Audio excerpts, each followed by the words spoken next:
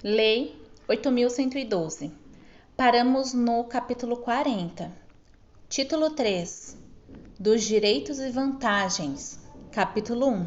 Do vencimento e da remuneração. Artigo 40.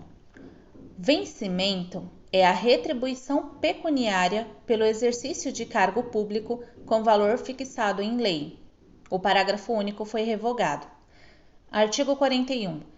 Remuneração é o vencimento do cargo efetivo acrescido das vantagens pecuniárias permanentes estabelecidas em lei. Parágrafo 1.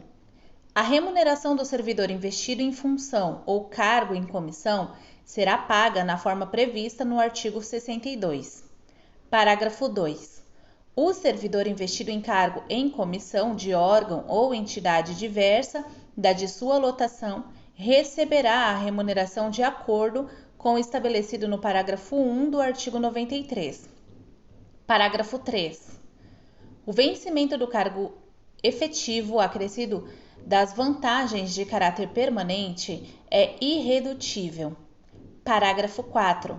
É assegurada a isonomia de vencimentos para cargos de atribuições iguais ou assemelhadas no mesmo poder ou entre servidores dos três poderes, ressalvadas as vantagens de caráter individual e as relativas à natureza ou ao local de trabalho. Parágrafo 5. Nenhum servidor receberá remuneração inferior ao salário mínimo. Artigo 42. Nenhum servidor poderá perceber mensalmente, a título de remuneração, importância superior à soma dos valores percebidos como remuneração em espécie, a qualquer título, no âmbito dos respectivos poderes, pelos ministros de Estado, por membros do Congresso Nacional e ministros do Supremo Tribunal Federal. Parágrafo único. Excluem-se do teto de remuneração as vantagens previstas nos incisos 2 a 7 do artigo 61.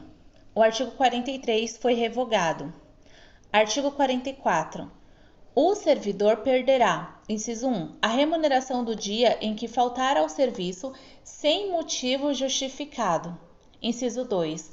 A parcela de remuneração diária proporcional aos atrasos, ausências, justificadas, ressalvadas as concessões de que trata o artigo 97 e saídas antecipadas, salvo na hipótese de compensação de horário até o mês subsequente ao da ocorrência a ser estabelecida pela chefia imediata. Parágrafo único. As faltas justificadas decorrentes de caso fortuito ou de força maior poderão ser compensadas a critério da chefia imediata, sendo assim consideradas como efetivo exercício. Artigo 45. Salvo por imposição legal ou mandado judicial, nenhum desconto incidirá sobre a remuneração ou provento. Parágrafo 1. Mediante autorização do servidor, poderá haver consignação em folha de pagamento em favor de terceiros a critério da administração e com reposição de custos na forma definida em regulamento. Parágrafo 2. O total de resignações facultativas de que trata o parágrafo 1 não excederá a 35% da remuneração mensal, sendo 5% reservados exclusivamente para: inciso 1. A amortização de despesas contraídas por meio de cartão de crédito ou, inciso 2. A utilização com a finalidade de saque por meio do cartão de crédito. Artigo 46.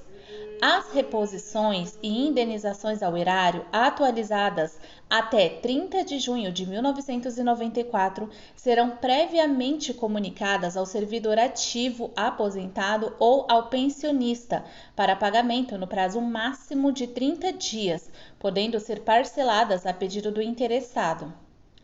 Parágrafo 1. O valor de cada parcela não poderá ser inferior ao correspondente a 10% da remuneração, provento ou pensão. Parágrafo 2.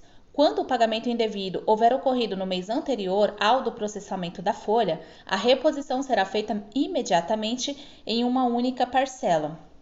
Parágrafo 3. Na hipótese de valores recebidos em decorrência de cumprimento à decisão liminar, a tutela antecipada ou a sentença que venha a ser revogada ou rescindida, serão eles atualizados até a data da reposição. Artigo 47.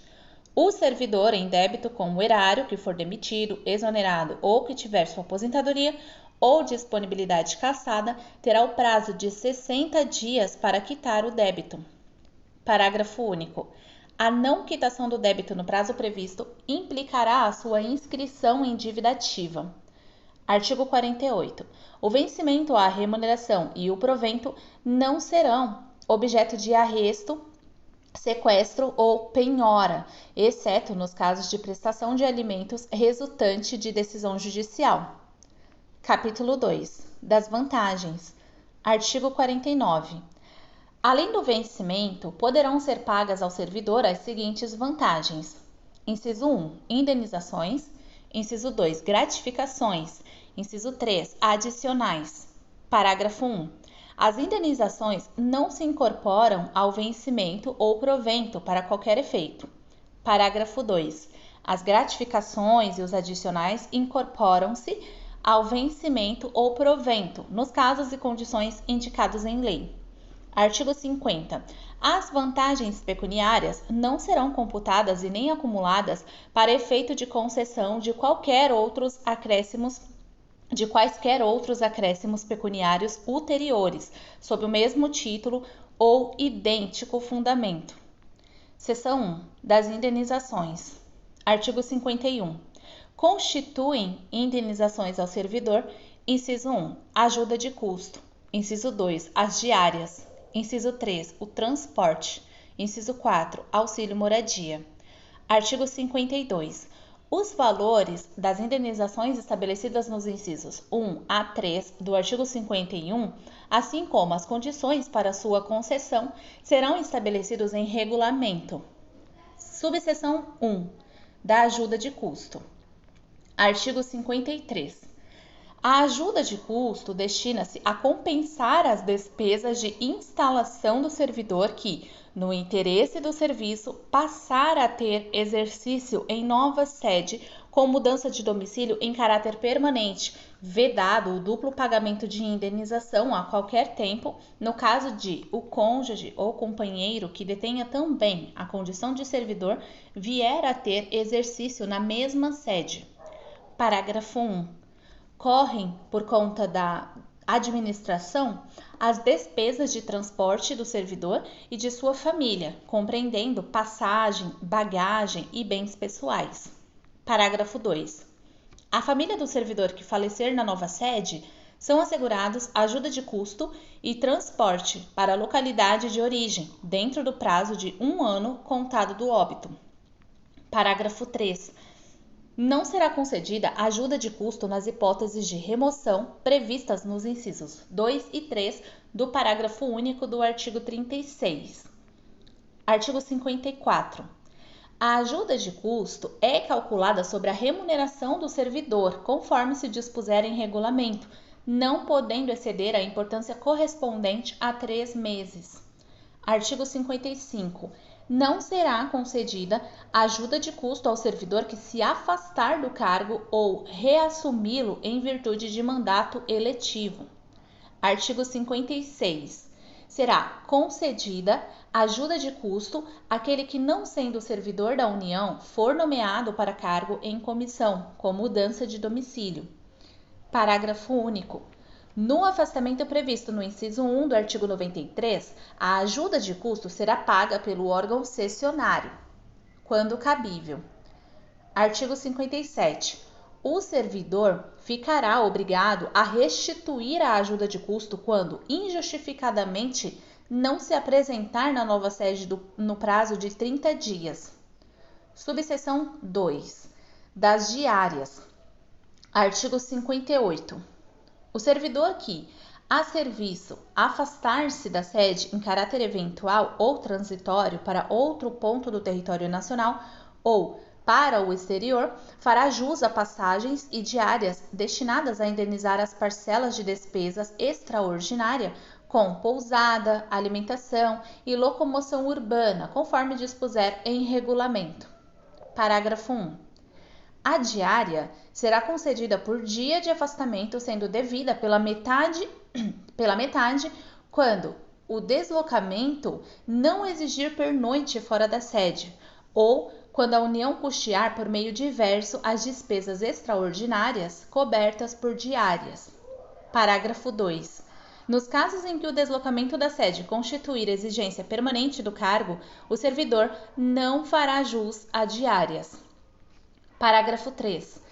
Também não fará jus a diárias o servidor que se deslocar dentro da mesma região metropolitana, aglomeração urbana ou microrregião constituídas por municípios limítrofes e regularmente instituídas ou em áreas de controle integrado mantidas com países limítrofes, cuja jurisdição e competência dos órgãos, entidades e servidores brasileiros considera-se estendida, salvo se houver pernoite fora da sede, hipóteses em que as diárias pagas serão sempre as fixadas para os afastamentos dentro do território nacional.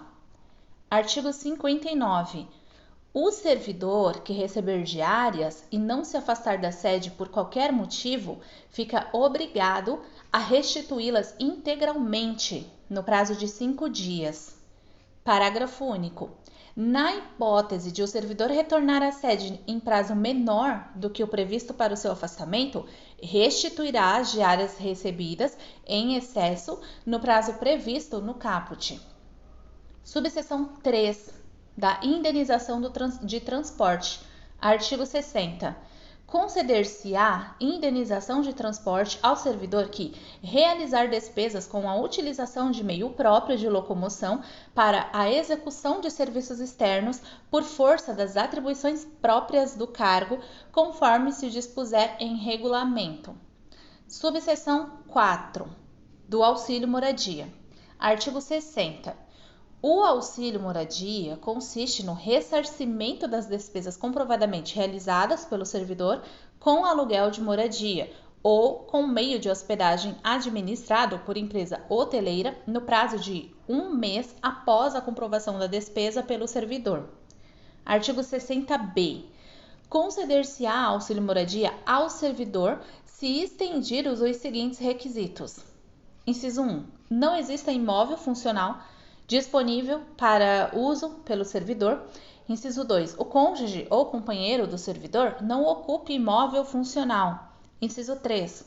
O servidor ou seu cônjuge ou companheiro não seja ou não tenha sido proprietário, promitente, comprador, cessionário ou promitente cessionário de imóvel no município onde for exercer cargo.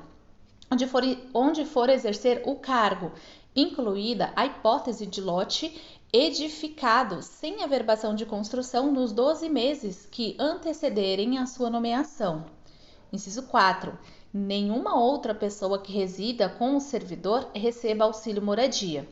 Inciso 5. O servidor tenha se mudado do local de residência para ocupar cargo em comissão ou função de confiança do grupo direção e assessoramentos superiores, o DAS, níveis 4, 5 e 6, de natureza especial de ministro de Estado ou equivalentes. Inciso 6. O município no qual assuma o cargo em comissão ou função de confiança não se enquadre nas hipóteses do artigo 58, parágrafo 3, em relação ao local de residência ou domicílio do servidor. Inciso 7. O servidor não tenha sido domiciliado ou tenha residido no município nos últimos 12 meses, aonde for exercer o cargo em comissão ou função de confiança, desconsiderando-se prazo inferior a 60 dias dentro desses períodos. E, inciso 8. O deslocamento não tenha sido por força de alteração de lotação ou nomeação para cargo efetivo. Inciso 9. O deslocamento tenha ocorrido após 30 de junho de 2006. Parágrafo único. Para fins do inciso 7, não será considerado o prazo no qual o servidor estava ocupando outro cargo em comissão relacionado no inciso 5. O artigo 60C foi revogado. Artigo 60D. O valor mensal do auxílio moradia é limitado a 25% do valor do cargo em comissão, função comissionada ou cargo de ministro de Estado ocupado. Parágrafo 1. O valor do auxílio moradia não poderá superar 25% da remuneração de ministro de Estado. Parágrafo 2. Independentemente do valor do cargo em comissão ou função comissionada, fica garantido a todos os que preencherem os requisitos o ressarcimento até o valor de R$ 1.800. Parágrafo 3 e 4 foram revogados. Artigo 60E. No caso de falecimento, exoneração, colocação de imóvel funcional à disposição do servidor ou aquisição de imóvel, o auxílio moradia continuará sendo pago por 1 mês.